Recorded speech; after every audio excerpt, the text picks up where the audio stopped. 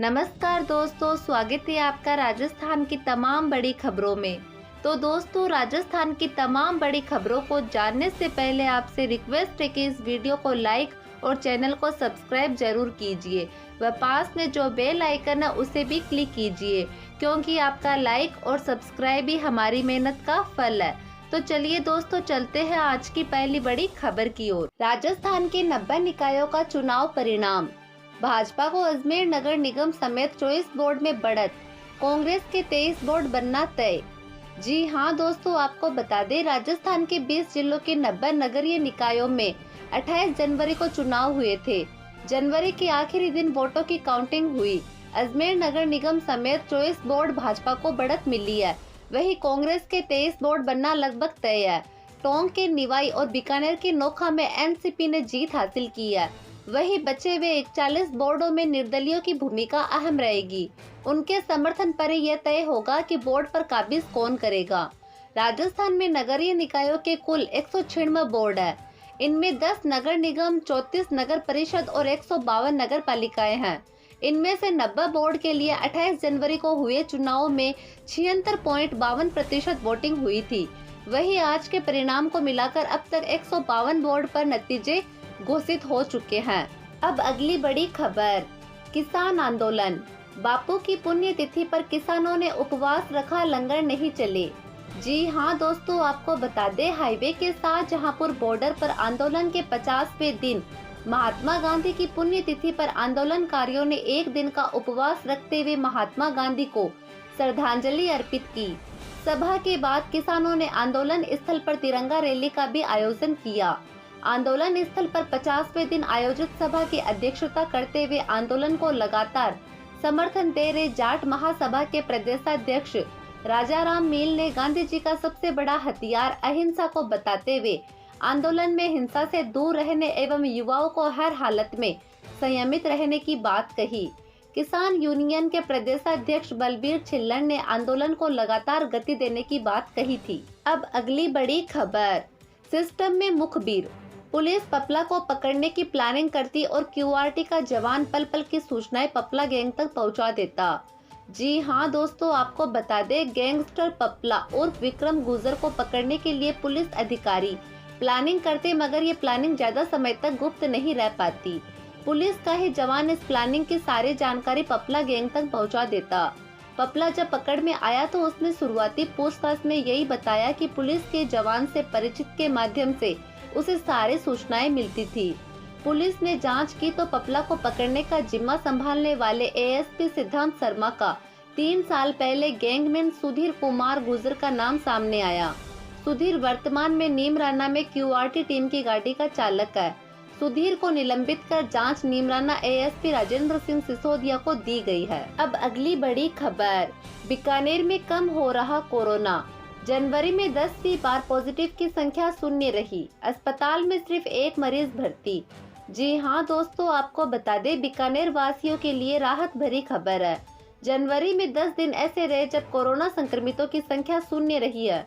महीने के आखिरी दिन रविवार को भी एक भी कोरोना मरीज नहीं मिला है। इस महीने सिर्फ एक व्यक्ति की मौत कोरोना से हुई है।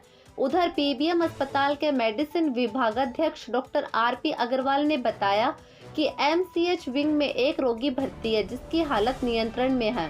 शनिवार को बीकानेर में करीब 400 लोगों ने अपनी आरटी-पीसीआर जांच करवाई थी, जिसमें 5 लोगों की रिपोर्ट अभी नहीं आई है। शेष सभी की रिपोर्ट नेगेटिव आई है।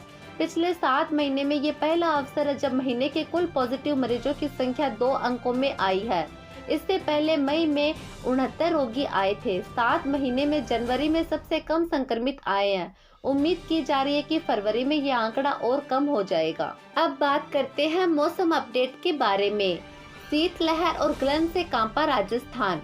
माउंट आबू में 6 दिनों से लगातार पारा माइनस में। 10 शहरों में न्यूनतम तापमान 5 डिग्री से कम।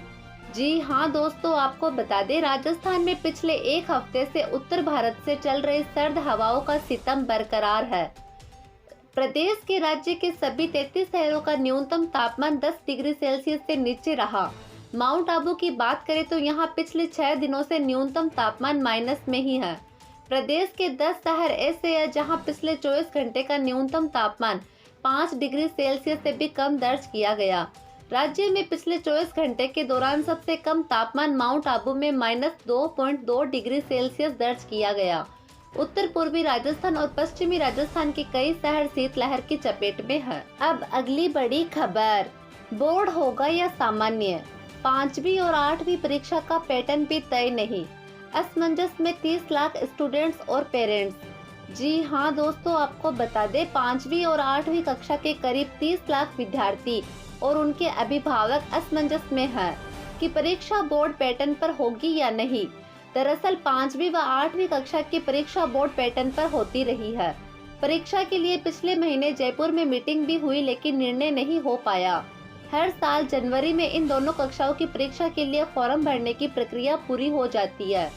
इस बार अभी तक आवेदन प्रक्रिया भी शुरू नहीं हुई है, न ही पहली से 8वीं कक्षा के बच्चों के लिए स्कूल खोले गए हैं।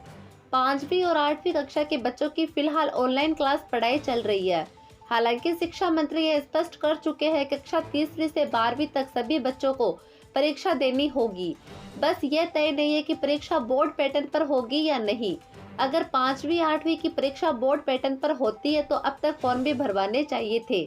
शिक्षा विभाग ने 8 दिसंबर को जारी आदेश में 8वीं बोर्ड परीक्षा लेने की जानकारी दी थी, लेकिन इस प्रक्रिया को फिलहाल रोक दिया गया है। अब अगली बड़ी खबर, एनडीए से रूठने पर बोले बेनीवाल, किसानों के खिलाफ कानून को छोड़ मोदी शाह से कोई झगड़ा नहीं, वे पहले चर्चा कर लेते तो आज का दिन नहीं देखना पड़ता।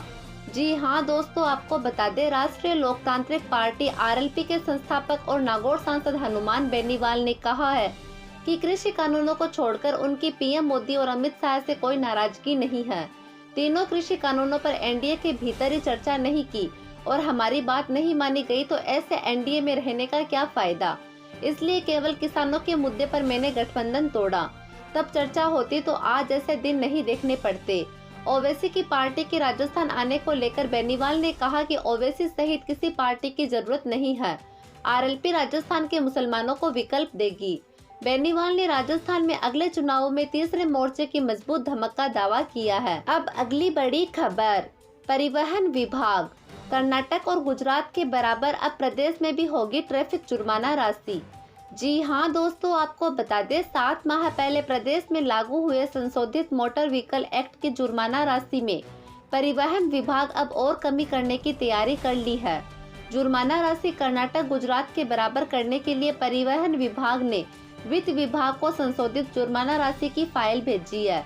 फाइल विधि विभाग के पास पहुंच गई। अब परिवहन मंत्री प्रताप सिंह की अध्यक्षता में विधि एवं परिवहन विभाग के अफसरों की बैठक होगी। अब अगली बड़ी खबर, वैक्सीनेशन में राजस्थान अव्वल, वैक्सीनेशन में यूपी एमपी से राजस्थान आगे, प्रदेश में जयपुर आखिरी पायदान पर पहुंचा। जी हाँ दोस्तों, आपको बता दें वैक्सीनेशन को लेकर भले ही भ्रम की स्थिति बन रही हो, लेकिन हकीकत यह है कि न केवल जयपुर में बल्कि पूरे प्रदेश में वैक्सीनेशन बढ़ा है। अन्य राज्यों की तुलना में राजस्थान काफी आगे है। उत्तर प्रदेश, हरियाणा, मध्य प्रदेश सहित अन्य कई राज्यों से अधिक वैक्सीनेशन राजस्थान में हुआ है। हालांकि टारगेट से कम अचीवमेंट है, लेकिन सभी जगह ऐसी स्थिति बनी हुई है। साथ ही हम प्रदेश में जयपुर की बात करें तो हमारा जयपुर वैक्सीनेशन में आखिरी पायदान पर है।